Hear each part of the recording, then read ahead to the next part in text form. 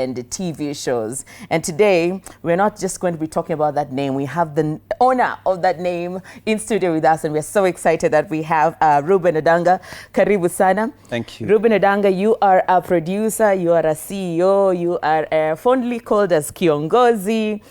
But you came from theater and now you are taking over the film industry and the TV industry as well, doing amazing long formats. Karibu sana to the studio. Thank you. Today we just want to talk about these manenos of building, doing productions and taking it from scratch, and not just building productions, but also building the industry as well. So we're very happy that you have joined us.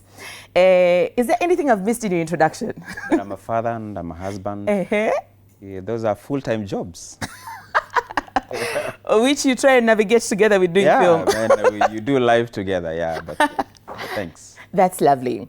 And just to let people know, I've known this guy for a very long time, and I've known you since you we were doing theater together back in Mombasa, in church, and you've grown from that, from theater all the way into TV. Tell us that journey. How was the transition from theater to film and TV for you?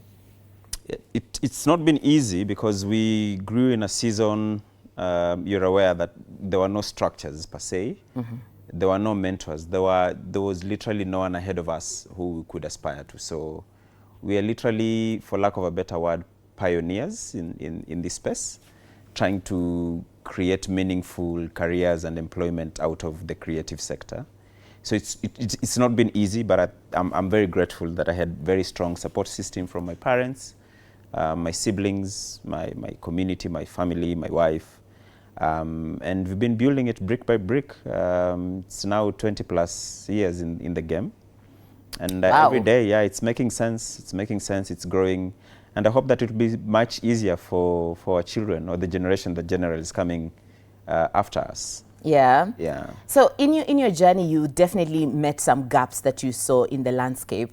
And what pushed you to actually use those gaps to create your own house of production rather than working for the existing houses that were there? I saw a gap in telenovelas, in Swahili telenovelas. And for some reason, in fact, just from having dinner with some friends and we were discussing telenovelas, for some reason, we really looked down upon that genre. Why is that? I don't know. We've especially we creatives, we've cheapened it. But that's the most consistent genre on all TV platforms all over the world. All over the world. I don't think there's a country that doesn't air telenovela somehow. But there was a gap because we were showing a lot of foreign telenovelas. We were not showing our own Kenyan versions of Kenyan telenovelas. So I tried to come up with a Swahili telenovela. And it was, you know, it was cheap. It was just trying out. I didn't know better, but it resonated with the audience quite well. And so from there, then the journey to just keep building on that began intentionally. And then, you know, show after show, we did one called Saida, and then Nira, and then Nuru. And then came, you know, the king of all telenovelas, Selena, which we worked with you for many years. Whoop, whoop. And I've gone to do other telenovelas. And yeah, now I'm also just working with academia, trying to do a bit of research around that particular genre of telenovelas. And you can see even on other platforms, that popular streaming platforms, that genre is coming back in other forms. You know, like the popular one with the most hated gentleman in Africa currently. The polygamist, yes. Yeah, so you can see that genre, you know, becoming very, very popular across all platforms, even where we thought it could not be like streaming, because we always thought streaming is very hard, edgy. But now telenovela is also taking over in streaming. So yeah, I think there's something about that particular genre that just resonates with mass audience. You've talked about research, and I think that calls for funding. We'll touch on monies later on. Right now, what is that one decision that you made probably earlier in your days as Multan that changed the story completely for you? We wanted to build a career out of our craft, and so some of the things we wanted to be known for is, we wanted to be known for our work and our values. And so we have been very intentional trying to build a career around values that are Christian, you know, treating people well, taking care of people. And it's not been easy. just trying to do things the correct way. And that takes time. Building takes time. I tell my Gen Z friends, building takes time. And some days you make 10 steps, some days out of the 10 steps you make 7 steps back. But we have been intentional about it, which is something I don't compromise to date. I think in work organizations we need to treat people well, and people should come first. And so we try, and so we've been consistent with that, and it's been paying off. And we hope that even as we move forward, we'll continue doing that. Yeah, and there's a lot of talk nowadays about safeguarding, creating an environment that is actually conducive for people to feel their wellness has been put into perspective, not just coming to work and going back home. And that's one thing that Moulton has really taken into consideration. I remember having devotions before going on sets. But let's talk about the monies. Let's talk about the monies. You've been in long formats, like Selena and Lazizi are programs that have been running for a long time. And that gives some sort of consistency, something that's not common, especially for most producers. Correct. What does that do for you in terms of saving up for things that you love to do, which you cannot afford without? So, with the consistency, you're able to plan. You're able to do other projects on the side. Also, if you plan it well, if you do it well, you're able to save and do your passion projects. Because with the time, then telenovelas become a template that, just keeps recurring. And sometimes with that, it's no longer challenging, especially for you as a creative. Because for how long can you shoot in that living room, and how many angles can you take? It can only be, how long can Nelson keep chasing Selena? It can't be 5 years, man. Okay, so, but it gives the creatives a sense of stability, because most of the time creatives are on gig economy. Today you have it, tomorrow you don't have it. When there's election, no one has money, no one is commissioning. So I can say long formats tend to give creatives a sense of stability, which is good for them to plan. For those who are wise and sharp, they're able to invest on other things, apart from passion projects, but also just to, build their lives moving forward, whether it's in education, whether it's in lifestyle, whether it's in their wellness. But I think, and with that, then there's a sense of dignity around that kind of planning. Has there ever been any tension between, what you're calling a passion project and what you really, a project that pays you? Yeah.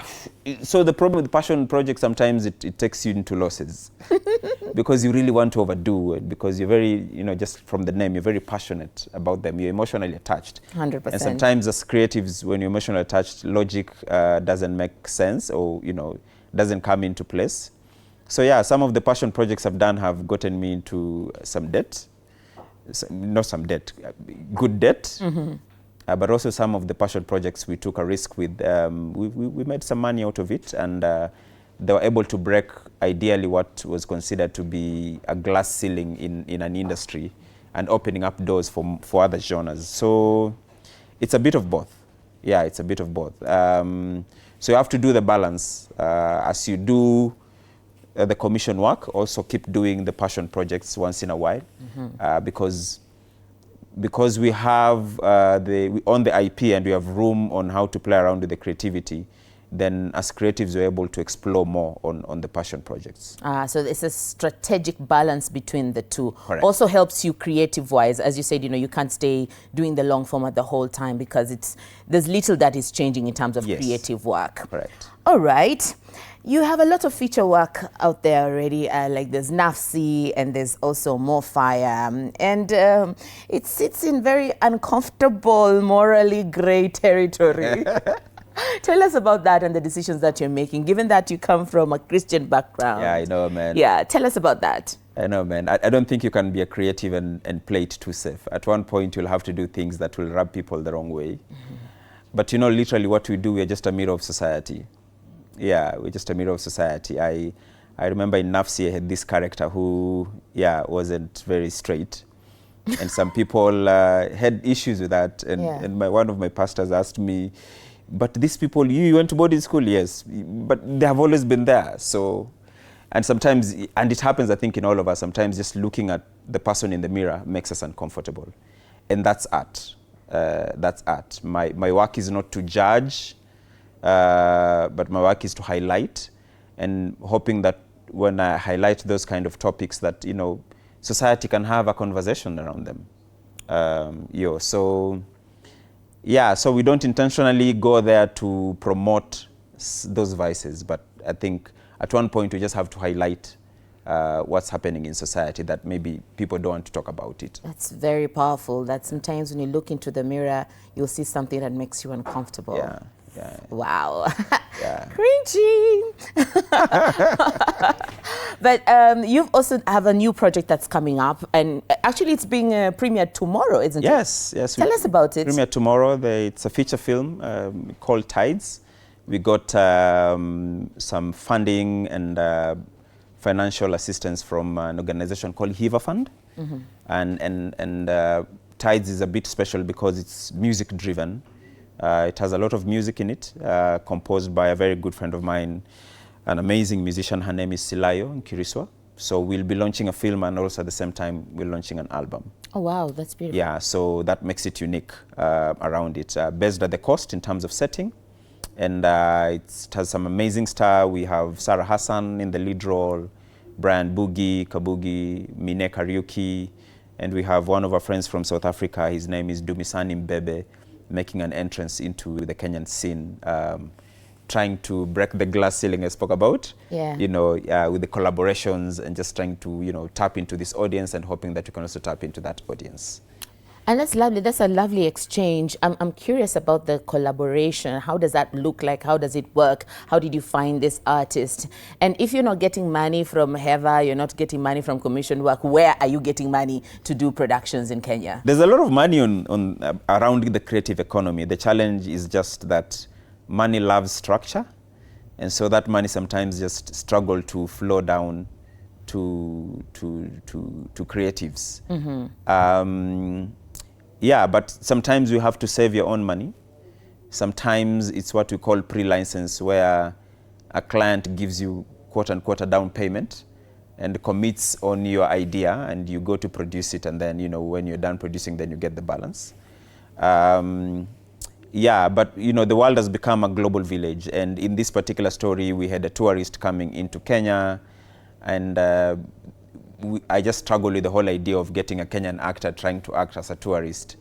Yet Kenya already is visa free, so it's just a phone call away. It's just social media, finding someone, and, you know, so it was that easy. It was not necessarily difficult. It's just taking the step and reaching out. And some will say no, but like Dumisani, when we had the discussion, he was game. He wanted to come to Kenya. I could not afford his market rate in South Africa, but it was like, you know what, I love the script. And I like this whole idea that we are doing between Kenya and South Africa, and, you know, let's do it. Let's see how it goes. Yeah, so it was just, you know, you're trying your luck, and it happens. But, you know what, that's what acting is. Like, you can be a tourist even if you're not a tourist, isn't it? It's true. But for purposes of believability, I knew, as a director from a creative point of view, I knew that I can get a Kenyan to do the role, but I knew how much more the audience will appreciate if it's actually a big foreign actor who is coming. And I must say I had like 3 options, 2 options from Nigeria, 1 option from South Africa. And yeah, it's just that Dumisani, we clicked. Oh wow. Yeah, we clicked, and it was magic. You know, the way you meet someone and you feel like, yeah, let's just do this, let's work together. It wasn't as complex. Yeah. Lovely. Yeah. Would you believe that time is not on our side? I cannot even believe it. This conversation has moved so fast. So please tell young filmmakers, you earlier on you touched on building, and you say that building is not easy. What's the one advice that you can give young filmmakers as they get into the industry and they're thinking, oh my God, I want to have a show on Netflix, or I'm thinking I want to have a show on TV 47. I want to have a show, you know, maybe in theaters. What single advice would you give them to think about as they're building? Dream big. Start small, act now. Say that again. Dream big. Start small, act now. Dream big, start small.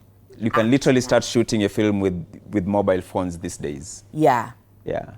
Dream big, start small, act now. I don't think there's any other way to end this conversation apart from that. Thank you so much, Rueben Odanga, for pulling that curtain for us and making us understand what it really looks like to do productions in Kenya. Asante. We are so privileged, guys.